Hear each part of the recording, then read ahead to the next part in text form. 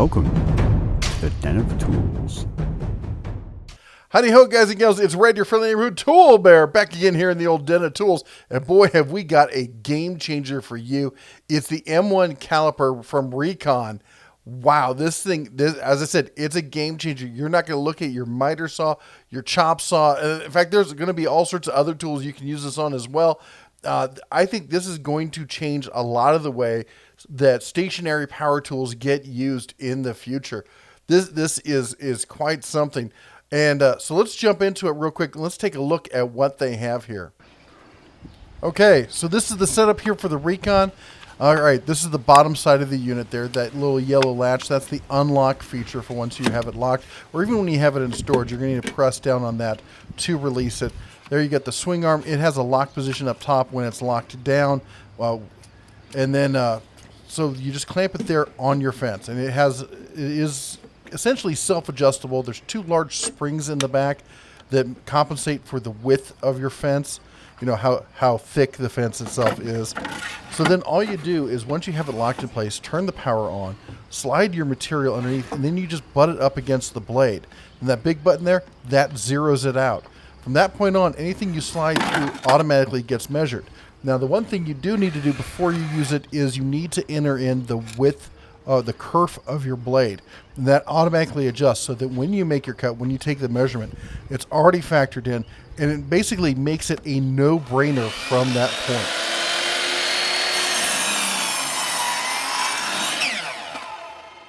Just that simple, that easy 1 foot cut, first time, first try, perfect. Okay, there, as you can see, this is an incredibly useful tool. Now, some caveats here. This is clearly a prototype tool that they sent me, and it's not perfect by any means. It's a 3D printed tool here for the prototype. The one that they're going to be selling is not going to be 3D printed. And as you can tell also with it, you could barely see anything, at least on the video. I could see it in person, but it didn't show up well in the video as to the display. I talked with the guys at Reekon about the display. I talked about the fact that it's 3D printed. I also asked about the Pelican case that it shipped with, or the Pelican style case. And I also talked to him about the fence, because that was the one thing. I used this with a smaller saw because I've seen people doing videos on this already, and they're all using, you know, higher end saws with tall fences and whatnot. So that's not an issue. And here's what I got back, which is, of course, this is a 3D printed prototype. The models that they're going to sell are not going to be 3D printed. They're going to be injection molded polycarbonate glass filled nylon. You know, everything you would expect from a tool like this. I got to say though, for 3D printed, the quality was pretty darn good. They're going to have, it's going to be a well-made tool from what I heard from them. Now, as far as the brightness in the display, that this is an issue, a known issue with the prototype. It has to do with the kind of cover they used on it. It didn't have a perfectly smooth surface, so you get all this refraction. They're going to have an anti-reflective coating, polycarbonate, clear, glass on it. So I've seen video and stuff. In fact, I'm going to show you some video here in just a second of a more finished prototype there. So you can see that they've addressed that issue. And as far as will ship with the Pelican style case, not with the case in that I'm demoing here, but they are going to have a shipping/storage case that it is going to be coming with. Now also with the fence. So they're going to be offering a fence extension for people with older or smaller saws. And it's going to look something like this. That's a pretty cool solution there. I think that's going to really expand the usability of this. One thing I heard is that some people were saying that this can only be used by 2x material. And I'm not sure where they get that, because basic physics shows that this thing you can use it with anything you can run underneath it. So you're only limited by the height of the fence and the swing of the arm. I think in the future, we're going to see something with a fence extension kind of thing that goes on that allows this thing to track up and down. There's going to be all sorts of, I could see this getting OEM directly to manufacturers in the future. All right. So as far as the price on this is probably going to be around $150 retail, but right now I think it's around $100. It's a Kickstarter. All right. So we're going to jump through that real quick. Here's their Kickstarter page. And just so you know, this just started this morning. All right.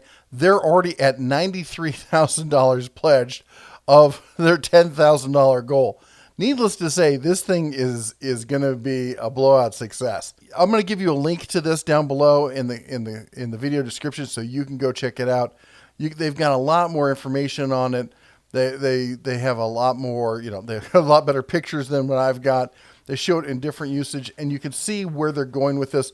On top of it, made in the USA with precision imported materials. Yeah, you know what the bear feels about that.